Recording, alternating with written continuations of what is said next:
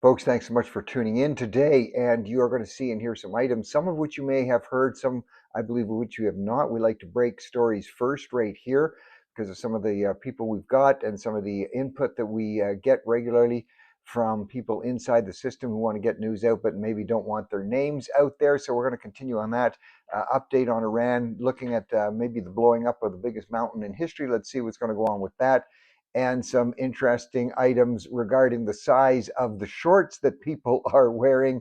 And also, have you heard of Boda? That's the board of dating app. Let's just jump right into it. The first item I just want to hit because it's been smoldering out there, but really breaking now. And as you know, President Obama in the U.S.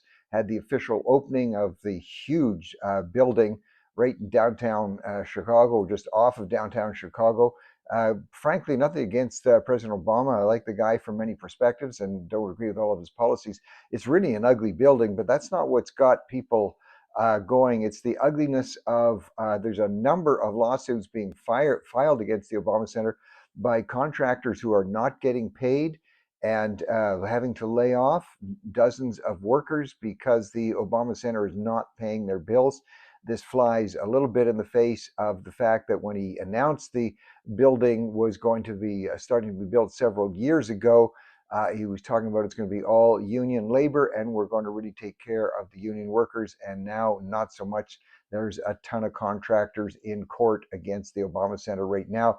Well, talk about strategic and different alliances and what's happening in the U.S. I had said some time ago, as far as Representative Alexandria Ocasio Cortez, as you know, AOC, as she's called, the Democrat from New York State. And I had said, as much as you can go back and check the record, 2 years ago, 3 years ago, watch her. Watch her. She wants to be president one day. She laughed at the fact, and other people laughed at me for saying it because they were saying no, she doesn't even register on the polls. Well, in the preparation for the Democrat primary, this is, they do it state by state, as you know. The one that usually comes up first is going to be in New Hampshire. And in New Hampshire, among the key people who are prospected to be going to announce a presidential race at some time, she is now actually in the lead, as we predicted was going to happen. AOC going to continue to rise. She is extremely radical. She does not declare herself to be a Democrat socialist from the Democrat Socialist Alliance, but she never ever contradicts them. And today she's getting headlines by saying that the U.S. Army is actually controlled by the IDF, by the Israeli Defense Forces. They're intertwined. And again, that strong anti Semitic impulse that always comes from the left, certainly coming out. But anyway, keep an eye on AOC continuing to rise there. And it's going to be a fascinating story for sure. The interesting situation, of course, developing continuing to develop in Iran because hostilities have picked up. So has the price of oil. I'm going to talk about that in a second. Secretary of State Marco Rubio said that he has put out extra warning now against the Houthis. This is the terrorist group out of Yemen that is financed by Iran, and he is saying they are really better watch themselves because it's going to get vicious in terms of the attacks there. And President Trump, the feeling is basically that he is actually going to ramp up, not back away from pressure, military pressure on Iran, keeping in mind that they're really, if you're going to go into that type of a battle, they have to be, the leadership actually has to be exterminated. They don't think in terms of surrender. You think of the Second World War, the Japanese eventually surrendered, the Germans eventually surrendered because these are rational people, even though they're of different political persuasions, but they know when the end is near and they know when they're done. And so they surrender. That's called rational actors, even though they are enemies. But the defining belief of the regime in Iran, remember we've talked about this a number of times, they are called Twelvers. This is called Twelver Shiism or Shiite. They believe in the 12th Imam. They actually believe that way back in the 9th century, when he apparently was killed, they say no, he wasn't killed. Muhammad al-Mahdi They say he has just kind of gone into occultation or a state of concealment, and he's been kept alive by God's will, and he's going to return at the end of time. And so what the Iranian, the leaders, this is the actual leaders, these are people potentially armed with nuclear weapons who control, with murderous intent, they control 90 million people. They actually believe that turmoil is needed to bring back the Mahdi, or to bring back the 12th guy. And so hostilities do have to increase to try and crush that regime, the leadership. And yet, as you crush them, they don't think in terms of surrender. They get excited and they think, good, this is just another sign that the Mahdi is coming back.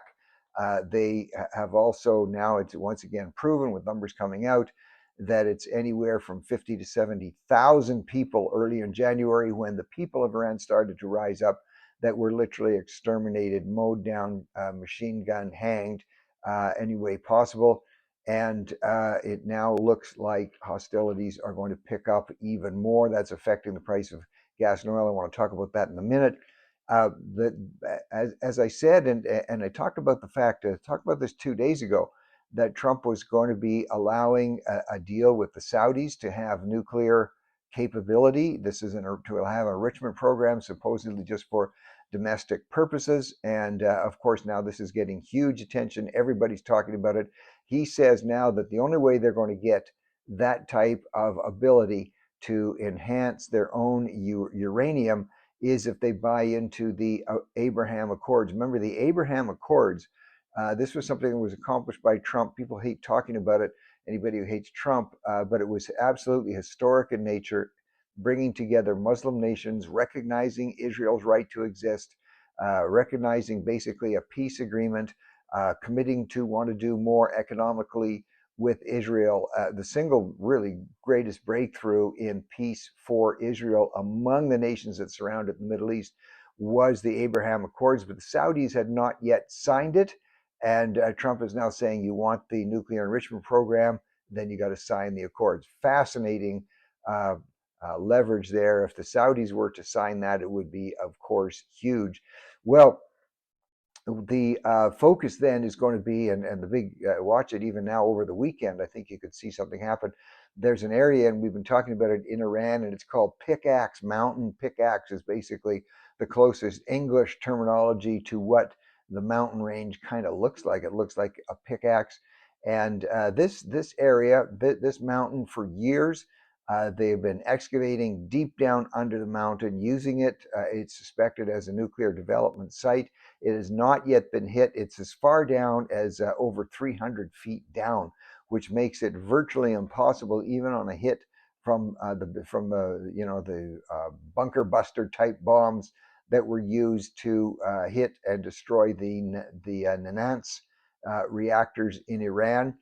So it would take quite a bombardment to take out Pick Ax Mountain. It is believed there is still activity going on there, and Trump now speculating and suggesting it may even start. If you hit that mountain with enough bunker busters, you can actually get down there and cause some damage. So watch for that emerging. That's going to be a big factor. Well, the forest fires continue in Canada and the US, and they continue mainly to be an aggravator to the US because out of Canada, many of these forest fires are coming, and the smoke is inundating many parts of the United States. Not a fun time. But you'll know that I have talked about for some time, and even going way back to the time when I was Minister of Finance in Alberta, and the forest firefighting budget was huge. And investigations showed that a number of the forest fires, even the biggest ones, were started by arsons. And that was, we were talking, this was 10, 15 years, it is 15 years ago. We were talking about that over 15 years ago, 20 years ago. And reports still come out from investigative agencies that the majority, not all, but the majority of the forest fires are human started, with arsons being the ones who are doing it. One way that this can be fought, and I continue to ring this bell, call your legislators on it if you don't like bringing in all that smoke. It must be announced every now and then. They are captured either through camera technology or other things, just like the LA fires. As you know, we now know were started by an arson. There has to be one of the things that will help to deter. Will it solve the whole problem? No, but if you have legislators, provincially or federally, bringing forward legislation and call it the anti-arson legislation, whatever you might want to call it, but it is calling for life imprisonment a term of life imprisonment for anybody who is found guilty of starting one of these fires, forest fires or prairie fires. It's that serious. Right now, there is no disincentive for somebody to start a fire. Some of the investigations have shown that people have even been paid to do this. There are huge incentives for fires to be started for all kinds of political reasons and economic reasons. I don't even want to go into it. I don't want to make it sound like uh, people, are starting the fires for economic reasons. But I can tell you, and we do know that you can pay off a helicopter. You can pay off a brand new helicopter with one good fire, just in terms of what you contract with the government for doing the water bombing with. I'm not suggesting anything there. I'm just saying economic imperatives and economic incentives are huge. You can pay off a large Caterpillar tractor. Many of these bulldozers are used on fires. You can pay off. These are multi-million dollar vehicles and multi-million dollar pieces of equipment that can be paid off. There are all kinds of incentives. And I'm not suggesting anything. I'm just saying there has to be disincentives. And one of those is that it becomes very publicized when somebody is arrested, when somebody is found guilty. And there have to be laws on the books. The way you publicize it now before you even capture anybody is to bring it in a legislature. Media will cover it, that the penalty for arson when it comes to forest fires is life imprisonment. And that, yeah, I don't know why there's hesitation on that. Well, what's going on economically, we see with the increased activity now in Iran. Remember how, say, 3 weeks ago, we were talking about how because the Strait of Hormuz was open because of the American involvement there and pushing back the Iranians from closing it. But now, with increased military activity in the Strait of Hormuz and the occasional tanker getting hit, that makes the oil flow is somewhat restricted. So Brent oil, remember, we talk about Brent, the price of Brent, which is North Sea oil, and the price of WTI, which is West Texas Intermediate. It's now up, nudged over just $100. Remember, just 3 weeks ago, it was down, getting into the high 60s. And that's why we saw markets bouncing back and things really improving. And now we see the Standard and Poor's. That's the collection of companies that is analyzed and used as a measure of how market activity. That is now dropping as concerns are being raised. And the 10-year Treasury, remember the 10-year Treasury, this is where the government lends money or borrows money. And it can be, if you want to if the government wants to borrow money, they do it through Treasury bonds. And anybody who puts up the money to be borrowed is going to get, on the 10-year, they're going to get 4.7% return. It's bumping upwards. That means it's more attractive. The rate is more attractive because governments are getting more and more in debt. So watch that when that 10-year, as that 10-year Treasury rate bumps up, that is a sign that governments or the Treasury and the people who set, like the Bank of Canada, set the rates, they're concerned about inflation. So that is going to continue to be a problem as the activity increases in Iran and with the U.S. U.S. also pushing hard now for Europeans, the European countries, to be taking part, a greater part in keeping open the Strait of Hormuz. The U.S. quite rightly saying is, once again, they're being called on to be the world policeman. And why isn't Europe, who substantially benefits more from having that strait open, pushing those countries to get more involved? Also, I said to you 2 days ago, and a lot of people thought this was just somebody musing, but President of Nicaragua, Daniel Ortega, famous arch left-wing, I actually think he qualifies as a communist, a great friend of Cuba, the communists in Cuba. And people said he was just musing or shooting off his mouth when he was talking about no more elections for Nicaragua. It creates too much instability. And now, in fact, it has become the official policy And now we have officials in Nicaragua getting that message out to people that they're shutting off um, elections because they just create too much instability. Well, what they create too much instability for is the socialist who can be turfed out of office, and Ortega and his bunch of mobsters are looking around South America, and they're seeing more and more countries moving to more centrally focused or conservative focused governments. They don't like it, and they're banning the elections. Terrible situation there. Um, People will be affected in just gigantic ways. This is a nasty, nasty situation. So affecting the markets related to what's going on in Iran, and now even you get instability in other countries where there are, or continents like South America. Um, we see American Airlines has come out with their numbers for the last quarter, and a drop in profits of 9.1%, mainly because now oil going up again. That means an increase in tickets. All this is seen as inflationary. Remember, there's a difference here. Prices going up is one thing. Inflation itself is caused by the buying power of your dollar becoming weaker. Whether we're talking US or Canada, the buying power of your dollar becomes weaker as governments continue to spend with borrowed money. And I'm sorry if you get tired of hearing it, but every time you see that politician, whether it's a leader of a political party, and it doesn't matter what political party, or your local MLA or MP or your congressman or congresswoman or senator, when they come dancing into town and they're talking about new spending, just picture your dollar losing purchasing power. Picture yourself at the grocery store being not being able to buy as many groceries when government continues to spend, and especially increase spending, doesn't matter what it's on, with borrowed dollars. You lose the ability to buy groceries. It goes down in the markets. Also, we're talking about losing ability. Tesla stock reported dropping 9.8%. Now, look at the interaction here. It's fascinating to watch how this happens because Tesla stock goes down 9.8%. Why is it going down?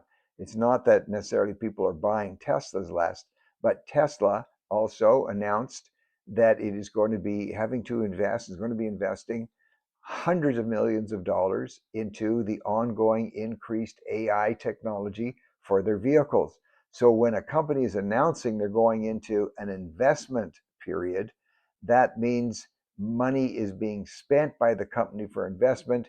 And so the value of the stock will always drop somewhat because people are seeing increased expenses, and therefore the value of the stock dropping until people see the results of the increased expenses. And it's all going into the development of robotics and AI for self-driven cars, at least on Tesla's front. So then you flip over where you see the markets going down slightly in Canada, down slightly in the US. And then you look over at South Korea, the KOSPI, KOSPI, that's the name of their market. It's not Standard and Poor's there, it's KOSPI. You see there, they've had quite a bump upwards, 4.6% announcement and increase. Why is that? Because of the demand for semiconductors. The semiconductors and the chips that go into AI. Who's demanding that? Well, huge companies like Tesla. So whereas Tesla stock will drop, and therefore that shows a drop in the US market, because the drop is because they're purchasing so much more in terms of semiconductors related to AI. Who produces those? Huge companies in South Korea, and so the South Korean economy goes up. These are all interrelated. Interesting article today, just shifting focus here. Sharon Kirky is one of the best known authors and researchers on the MAID legislation. And for our US viewers and listeners, MAID has nothing to do with housekeeping. This is medically assisted. We call it medically assisted suicide, but medical assistance to help people die. In other words, the doctors help intervening actively to end their lives. There's always been something called the dead donor rule. In other words, you've got somebody who's asking to be have their life ended, and it's usually through pharmaceuticals, through chemical application. And the big temptation there has been try and get their organs before they die, because obviously organs from a live being are going to be far healthier and far easier to preserve. So the government brought in what's called a dead donor policy, which means a donor has to in fact be dead before the organ can be farmed or can be extracted. And what Sharon Kirky is writing about is this huge tendency now. There are cases where, yes, okay, the person wants them made, they want the drugs administered, they want their life to end. That happens. They then, with the machines watching, they are characterized as brain dead, but circulation can still happen. And so the dead donor policy says no, circulation has to stop. So they will momentarily stop circulation, brain activity stops, boom, there you can declare it dead and right away start circulation again, preserving the organ. There's always these humanistic arguments and why this would be a good thing, but the pressure is getting stronger and stronger to harvest that organ while the person is still alive. So administer the drug that should kill them. They will go unconscious and then get those organs while they're still alive. Folks, this is a dangerous slope. People are worried about it. People blowing the whistle on it. We'll see if it matters or not. We'll see if it has any effect. Well, in NPR magazine is talking about an interesting phenomenon, mainly in the States, but also in Canada. As you know, there's been a lot of talk, and we've covered it here, where parents are sending their kids to device-free camps. You know, give them 2 days, give them 3 days to help break the addiction of doom scrolling. But they still want to take pictures. And so one of the companies that's really made a ton of money on this is called Camp Snap. They manufacture the point and shoot type cameras that we always used to have and carry around in our pockets. So they're not connected to a device; they're just straight, simple cameras. That market has really taken off now. It's huge among Gen Z and among millennials. So not just for when you go to camp, but the company Camp Snap is now, people are wanting more and more to get these cameras. They like them. There's a bit of an aesthetic to it, a bit of authenticity. So Camp Snap cameras are really going up. The other thing really going up we see on Business Insider magazine is reporting again. They were watching this development a while ago, and now they're saying it's for real.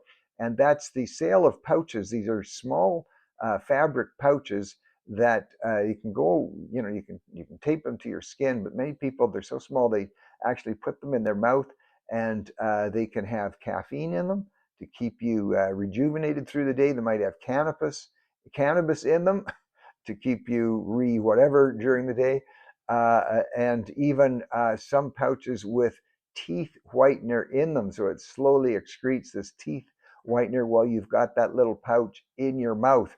Big growth in sales on these pouches. I'll let you decide if that's a great idea or not. The Gothamist magazine, which talks about trends and fashion trends, jorts. If you haven't heard of jorts yet, you may have seen them. Jorts are just gigantic shorts. So if you're used to seeing people, mainly women, in the tight, little tight shorts, that is a bit of a trend now to wearing oversized shorts, large-legged, look like they're way too big shorts. They're called jorts. Watch for that to continue to increase. Those of you who are interested through the summer here. Tom Perkins is a space journalist, and he's done some writing. It's just become published here. You're going to see more of this because, as you know, there's a concern about the large data centers being built for AI purposes, concerns being raised because they take up so much water and they can increase the power for people living in a particular area. Many of the companies that are talking about this are actually made huge improvements. They've got what's called closed loop water systems where the water just keeps circulating through, don't continue to draw it from an aquifer. Some companies like Meta have identified that if you have one of these big plants, big AI manufacturing places in a cooler climate like northern Alberta, you can save tons. So that's being done. But there's also talk, Elon Musk and others talking about building these gigantic plants in space, where obviously they would have uninhibited, unblocked 24-hour sun energy sources. And Tom Perkins is writing and talking about there's a concern now being raised. Groups are speaking about this. The toxic effects when you send something up into space and you are like let's say a huge space center, a big data center, it has to be serviced from Earth. And so whether it's ships going up there with astronauts in them, or whether it's now we've got the recyclable um, rockets which come back to Earth. These are multi-million-dollar rockets that just used to burn up or get destroyed, and now they come back and can be reused. But even the satellites that come back into orbit, when they burn up as they come back into orbit, people are saying this is going to create toxic effects in the atmosphere. So if you're talking, these big companies are talking about developing huge centers in space, they have to have some response to that.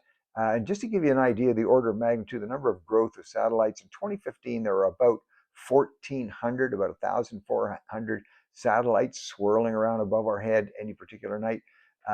Now there's over 15,000. So it's an increase of 10 times the amount of satellites just over 10 years, and that's going to 100,000. So people are saying as these satellites, as certain numbers of them re-enter the orbit, burn up, as they burn up, there's toxic gas, and that's going to be a problem in the atmosphere. We'll see, in fact, if that develops or not.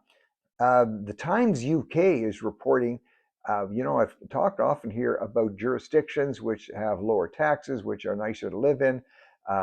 Areas that are more rural are seeming to attract, this is in Canada and the US, are attracting people. And now the Times UK is saying a very significant stream over the last couple of years of young Brits moving to Germany, moving to Berlin and to other cities. They're doing that because the cost of living is so much lower. Taxes are lower. Last year alone, the Chamber of Commerce there recorded 500 startups. This is young people moving to Berlin and starting their various businesses. Taxes, and on the social front, concern about some of the violence and some of the Islamic-based violence that continues to be seem to be growing in London, all driving people out of the way. So there you have policies pushing out of their country what should be the future people that will be paying taxes and providing jobs, and they're leaving in a remarkable rate. And Germany seems to be one of the countries of choice. USA Today talking about Boda. This is a board of dating app in which people are recognizing, people who develop apps are recognizing people are really getting increasingly weary of the online dating scheme and all the problems. And so what Boda does, you go on Boda and you find out where the latest social activity will be going on in an evening. It might be a pickleball tournament for Gen Zs or millennials. It might be a after movie discussion party. But more and more people wanting real authentication in a relationship, at least it seems that way. And so the Boda app getting big, bored of dating. There you go. You've got your app now. We see in just going back to Iran for a moment, the news out today, of course, they continue to clamp down on their citizens in every way, and they are really being vigorous about tracing down people or platforms that are broadcasting Christian music. Christian music is seen as a threat to the regime, and be careful if you're caught listening to or if you are broadcasting Christian music. The Islamists don't like that. You could face the most severe penalties. Talking about Christian music, and just closing out on a bit of a sad note today, Brian Dirksen, who's known to many people, not just in Canada, but around the world as a prolific writer and worship songwriter, passing away at the age of only 60. I can remember a few years ago attending one of his outside conferences. Great musician, wonderful touch. You'll know him probably by one of his songs, big songs. Now is the time to worship. Remember that song? Now is the time to worship. It's still very large. And Brian Dirksen, a real loss to the music Christian community and the community at large. And maybe with all these other problems you're thinking about today, maybe we just pause and realize now's the time to worship and reflect on these things. Folks, thanks for tuning in. We'll catch you tomorrow.